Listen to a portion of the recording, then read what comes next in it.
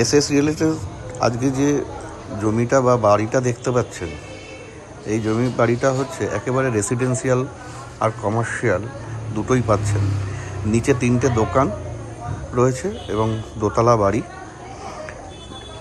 এই দোকানের মধ্যে 2টো দোকান বিক্রি হয়ে গেছে, একটা দোকান পাবেন। এই হচ্ছে বাড়ির এন্ট্রান্স, ঠিক আছে। একটা দোকান পাবেন এবং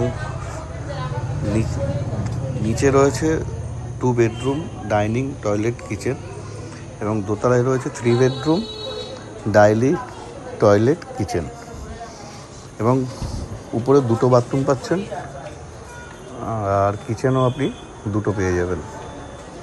টোটাল জমি রয়েছে 2 কাঠা।